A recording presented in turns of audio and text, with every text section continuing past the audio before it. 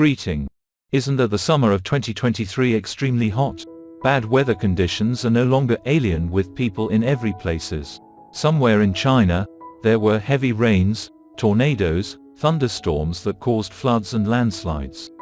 Many people died. Last week, Cambodia was also have to face with storms, and the southern area of France have to deal with fluctuated climate. Today there might be heat wave, but tomorrow there will be widespread hailstorms. Here in Hanoi, the temperature may rise up to 40 Celsius degree in hot days. Most of the citizens have to stay at their home, in a room with air conditioner. Though weather affects our emotions and lives badly, everything will be alright, so that we need to stay conscious and healthy to tolerate it. But it's in a different view when we talk about our emotions. Every day we suffer from it, not knowing that we'll end up depressed or not. We all have relationships, some of them make us better, some don't. As in love and marriage, at first, they might thought this is the one, then bitterly disillusioned. Some people accepted to be a full-time mom while enduring their in-laws, some married to a man who they've known that unsuitable for them. Saw those cases, you might angrily ask, why? Why don't they give up? Why they need to ask for advices while they're able to solve it? The truth is these confessions are all small things, small conflicts that are easy to work out, but as an insider, they've been unconscious. How about you? Please feel free to hear their stories, and maybe give some guidances for them in the comment sections.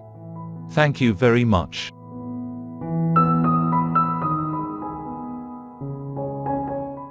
Hi all.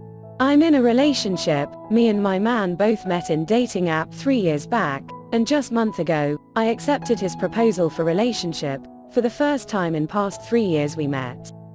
He proposed me a month ago only. I said yes last week. Everything is fine, but when it's come to physical things, my boyfriend and my thinking is very different. I want some time talk and to share things whatever we want to share. But my boyfriend needs some physical things like hugs, kisses. This is my first relationship guys, and I don't know if these things are common in relationship or not. But somewhere, I don't want to get physical with him even though he say only hugs and kisses genuinely. I don't know what to do. It's not that easy for me to even kiss, I feel guilty. It's okay if people tell me old school girl, but it is what it is, right? It's not like, I don't like physical, I don't want to go to some hotel and spending quality time doesn't make any sense. I don't want to misuse my independence which my parents gave me. My parents support love marriage, but I don't think anyone like their daughter to be in someone's arms before marriage. It's like everything has its own time and value. We have many time to make out, but before that, understanding and love is what we need to focus, and not physical things, even hugs and kisses. Boys, please tell me that can't you just wait until you get married to your loved one? I don't know how to explain this stuff to him. I directly said everything. It's my choice. He said that won't force me. But again he starts to do the things he wants. Please suggest me how to solve these things. In your opinion, the girl in that relationship must be very hasty, isn't she? They had 3 years of long-distance relationship. I think this is truly a illusionary relationship. They need each other through spaces to fulfill their loneliness by chats, images or equivocative stories. Because in fact, the man just want to have sex, and the rejection of the woman shows that she doesn't love the man that much. It all sounds like a sophistication for this unsustainable relationship, isn't it? Do you agree with me?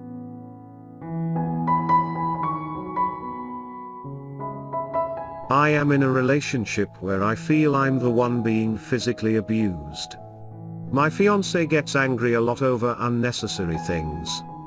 Like if we're discussing and I disagree, she can just give me a dirty slap, and also I dare not talk back at her, or else she will slap me, knock or maybe look for something and hit me. Sometimes yells and insults me on the road, like useless man, I will deal with you. Let's get home first.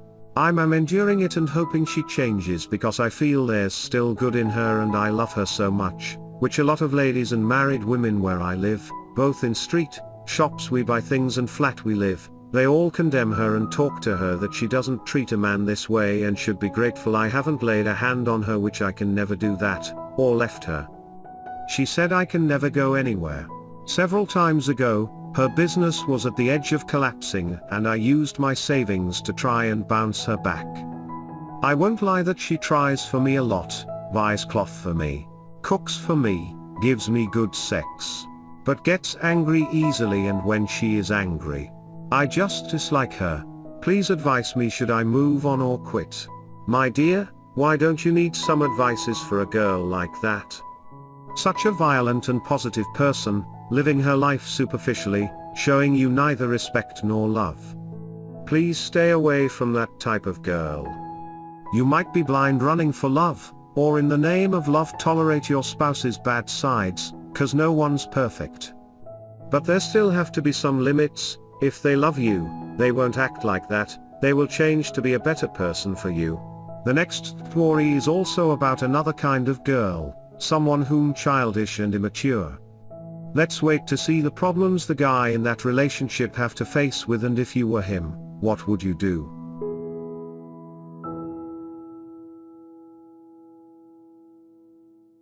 I am a man aged 31 and married for about 6 months.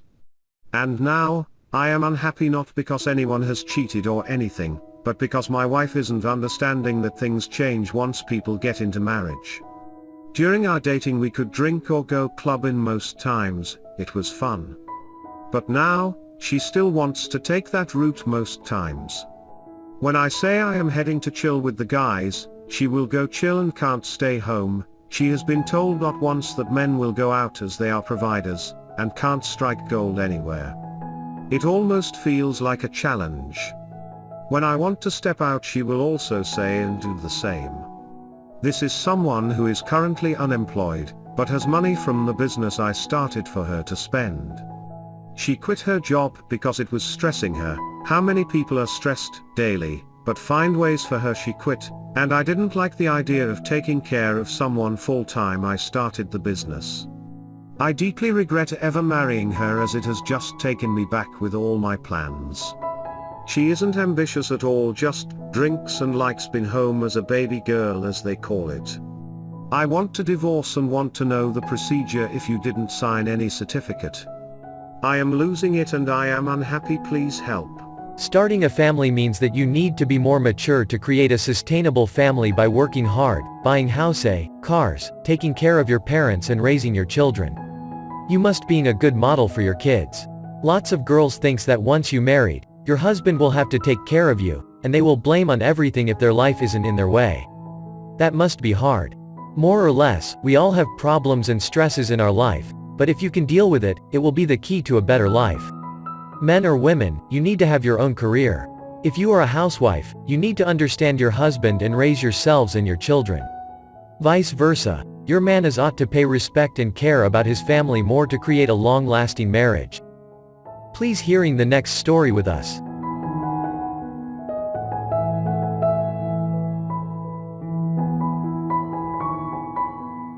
My 32M wife, 33F, can't come to terms with the fact that we are not and never will be rich. I'm at my breaking point. My wife, 33F, and I, 32M, met in college. She was in a marketing program, and I was in computer science. She ended up not finishing her degree, but got a fairly good starting job in the field anyway because her friend's dad hired her for his business. While she got her job through nepotism, I do know that she is talented and good at it. I finished my degree. We don't live in a high-dollar area for careers and have stayed because it's close to her family. She started out at about $35K a year, and I started out at about $65K a year. Flash forward to now, she is making $50K a year and I'm making $100K.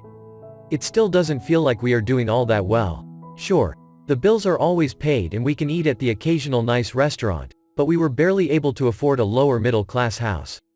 We can't afford to go on jet-setting exotic vacations.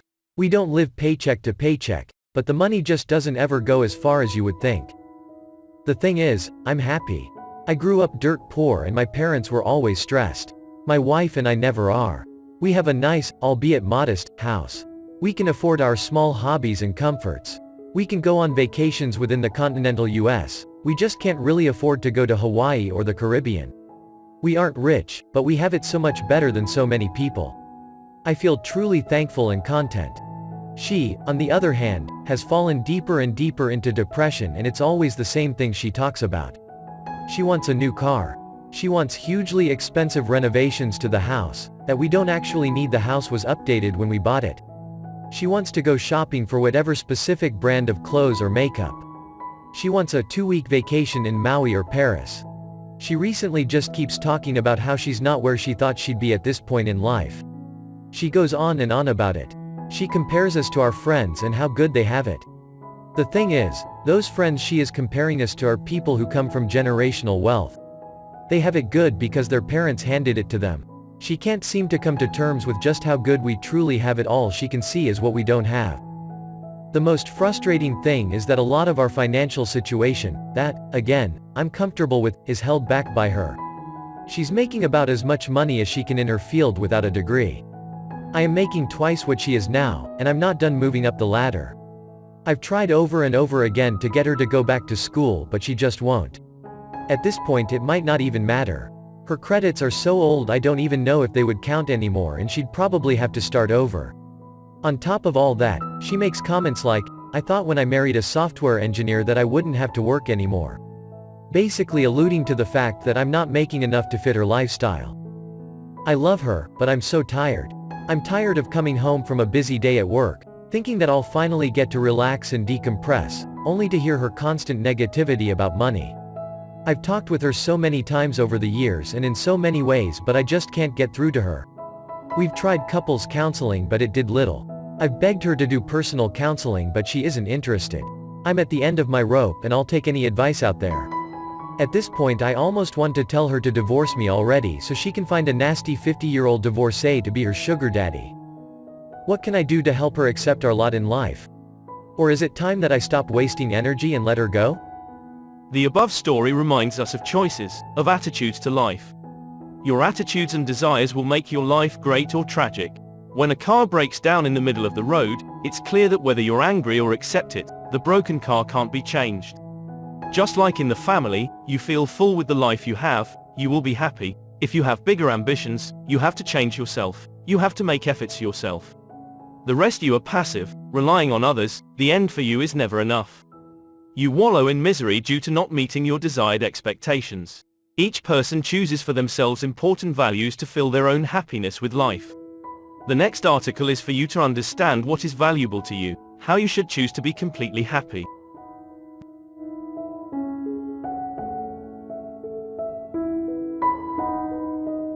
The important things in life. A philosophy professor stood before his class with some items on the table in front of him.